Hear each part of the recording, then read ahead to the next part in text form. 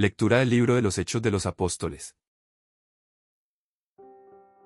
Por aquellos días, después de una larga discusión sobre el asunto de la circuncisión, Pedro se levantó y dijo a los apóstoles y a los presbíteros: Hermanos, ustedes saben que, ya desde los primeros días, Dios me eligió entre ustedes para que los paganos oyeran, por mi medio, las palabras del Evangelio y creyeran. Dios, que conoce los corazones, mostró su aprobación dándoles el Espíritu Santo, igual que a nosotros. No hizo distinción alguna, ya que purificó sus corazones con la fe. Porque quieren irritar a Dios imponiendo sobre los discípulos ese yugo, que ni nuestros padres ni nosotros hemos podido soportar. Nosotros creemos que nos salvaremos por la gracia del Señor Jesús, del mismo modo que ellos. Toda la asamblea guardó silencio y se pusieron a oír a Bernabé y a Pablo, que contaban las grandes señales y prodigios que Dios había hecho entre los paganos por medio suyo. Cuando terminaron de hablar, Santiago tomó la palabra y dijo: Hermanos, escúchenme. Pedro nos ha referido cómo, por primera vez, se dignó Dios escoger entre los paganos un pueblo que fuera suyo. Esto concuerda con las palabras de los profetas, porque está escrito: después de estos sucesos volveré y reconstruiré de nuevo la casa de David, que se había derrumbado, repararé sus ruinas y la reedificaré, para que el resto de los hombres busque al Señor, lo mismo que todas las naciones que han sido consagradas a mi nombre. El Señor que hace estas cosas es quien lo dice. Él las conoce desde la eternidad. Por lo cual, yo juzgo que no se debe molestar a los paganos que se convierten a Dios, basta prescribirles que se abstengan de la fornicación, de comer lo inmolado a los ídolos, la sangre y los animales estrangulados. Si alguien se extraña, Moisés tiene, desde antiguo, quienes lo predican en las ciudades, puesto que cada sábado se lee en las sinagogas.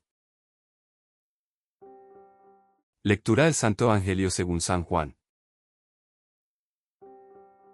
En aquel tiempo, Jesús dijo a sus discípulos: Como el Padre me ama, así los amo yo. Permanezcan en mi amor.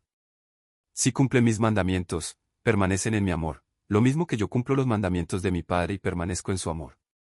Les he dicho esto para que mi alegría esté en ustedes y su alegría sea plena. La Asamblea de Jerusalén fue un momento decisivo en la historia de la Iglesia. No era una reunión cualquiera, era el concilio que definiría la identidad del cristianismo. ¿Era el cristianismo una secta judía más, con todas las exigencias de la ley de Moisés, o era algo nuevo, abierto a todos sin distinción? La discusión había sido larga, el asunto era complejo. Pero Pedro, el que había recibido las llaves del reino, se levantó para hablar. Pedro recordó su propia experiencia. Dios lo había elegido para que los paganos oyeran el Evangelio y creyeran. No fue una idea humana, fue un designio divino. Y Dios, que conoce los corazones, no se fía de las apariencias, Él había mostrado su aprobación. ¿Cómo? Dándoles el Espíritu Santo, igual que a los judíos. No dio una parte, dio todo. No dio un sustituto, dio el mismo don. No hizo distinción alguna. Los paganos recibieron el Espíritu sin circuncidarse, sin cumplir la ley. Y si Dios no hizo distinción, ¿quién era el hombre para hacerla? Pedro planteó una pregunta que retumbó en la asamblea: ¿por qué quieren irritar a Dios imponiendo sobre los discípulos ese yugo, que ni nuestros padres ni nosotros hemos podido soportar? El yugo de la ley era pesado. Los judíos no podían cumplirlo perfectamente. Nadie podía. Imponerlo a los paganos era ponerles una carga que ni los judíos podían llevar. La salvación no es un esfuerzo humano, es un don divino. No es mérito, es gracia.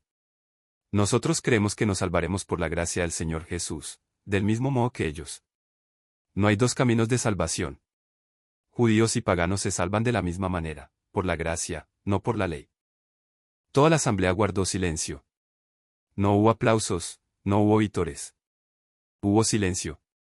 El silencio del que reconoce que ha sido confrontado con la verdad.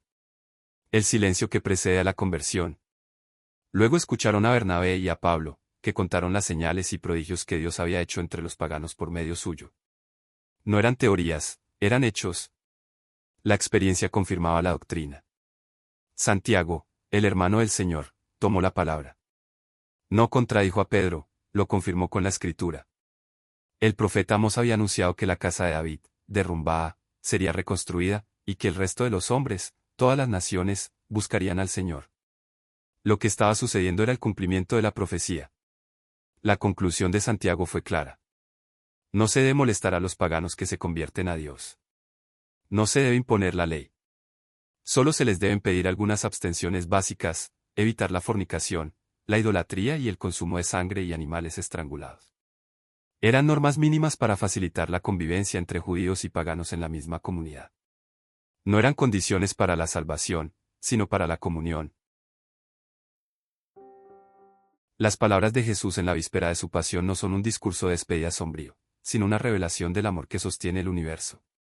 No habla de su muerte inminente como un fracaso, sino como la máxima expresión de su amor. Y en ese contexto, ofrece a los discípulos la clave para entender su relación con ellos. Jesús comienza con una afirmación que es el fundamento de todo: como el Padre me ama, así los amo yo. No es un amor diferente, es el mismo amor.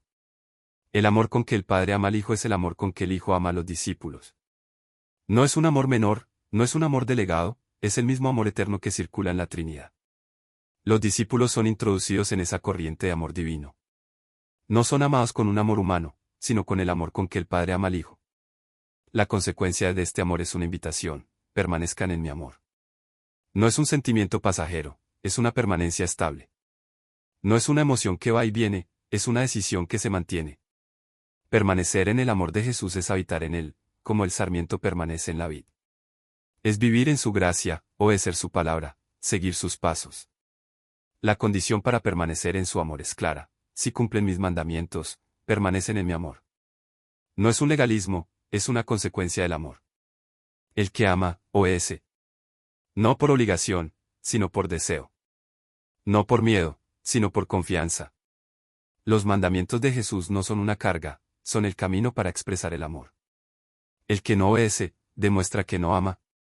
Jesús da su propio ejemplo: lo mismo que yo cumplo los mandamientos de mi Padre y permanezco en su amor. La obediencia de Jesús no es servil, es filial. No es una sumisión forzada, es una adhesión amorosa. El Padre no es un tirano, es un Padre. Los mandamientos no son órdenes arbitrarias, son expresiones de su voluntad buena. Jesús obedece porque ama, y ama porque conoce al Padre. Su obediencia no es externa, es la manifestación de su unión con el Padre. El propósito de Jesús es claro: les he dicho esto para que mi alegría esté en ustedes y su alegría sea plena. No les da mandamientos para quitarles la alegría, sino para dársela. La alegría de Jesús no es un sentimiento superficial, es la certeza de estar en el amor del Padre. Y esa alegría quiere que esté en los discípulos. No una alegría cualquiera, sino su alegría. Y no una alegría a medias, sino plena. Hermanos, este Evangelio nos revela el secreto de la alegría cristiana. No es la alegría que viene de las circunstancias favorables, ni la que nace del éxito humano. Es la alegría de estar en el amor de Jesús. El que permanece en su amor, tiene su alegría. El que se aparta, la pierde. El amor de Jesús no es un sentimiento abstracto, es una realidad concreta. Se manifiesta en la cruz, donde da la vida por sus amigos. Se manifiesta en la Eucaristía, donde se nos da como alimento. Se manifiesta en la Iglesia, donde nos ama a través de los hermanos. Permanecer en su amor es vivir en esa realidad, no como un recuerdo, sino como una presencia. Los mandamientos de Jesús no son un catálogo de prohibiciones, son un camino de libertad. El que ama, quiere hacer la voluntad del amado. El que ama a Jesús, quiere cumplir sus mandamientos. No por temor al castigo, sino por deseo de agradarle. El cumplimiento de los mandamientos no es una carga, es una expresión del amor. La alegría plena es la meta. Jesús no quiere una alegría a medias, o intermitente. Quiere una alegría que sea completa, que nada pueda disminuir. Esa alegría es fruto de la permanencia en su amor. No es una alegría sin problemas, sino una alegría que trasciende los problemas. No es una alegría sin dolor, sino una alegría que ha sentido el dolor. Que el Señor nos conceda permanecer en su amor.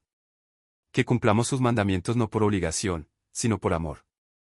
Que su alegría esté en nosotros y nuestra alegría sea plena. Que no nos dejemos robar esa alegría por las preocupaciones del mundo, ni por las pruebas de la vida. Porque si Dios nos ama como ama a su Hijo, nada puede separarnos de ese amor. Ni la muerte, ni la vida, ni los ángeles, ni los principados, ni lo presente ni lo futuro. En Cristo, somos amados con un amor eterno. Amén.